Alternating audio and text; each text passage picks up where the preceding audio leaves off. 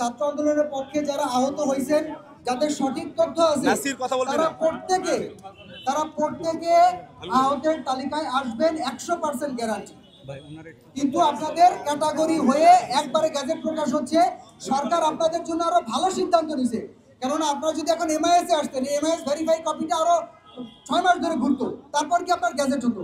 কিন্তু সরকার তো এখন সরাসরি আপনাদেরকে গ্যাজেট করে দিচ্ছে। আপনাদের তো আরো সুবিধা হচ্ছে। সরকার তো আপনাদের নিয়ে অনেক চিন্তিত এবং তারা কাজও করছে। আপনারা জানেন কিনা, একটা গোপন নিউজ আপনাদেরকে দেয়, ঢাকা ডিসি অফিস থেকে মিনিমাম 50 জন কর্মী আছে যারা আপনাদেরকে নিয়ে দিন রাত কাজ করতেছে ক্যাটাগরিটা যাতে দ্রুত করা যায়। এরপরেও যদি আপনারা এরকম করেন তাহলে কিভাবে করবে? ক্যাটাগরি তো ভাই হঠাৎ করে দেওয়া যায় না। এই যে ধরেন অনেক আহত আছে, যাদের ক্যাটাগরি ভুল আছে, এগুলো সংশোধন হয়ে একবারে গ্যাজেট হবে ইনশাআল্লাহ।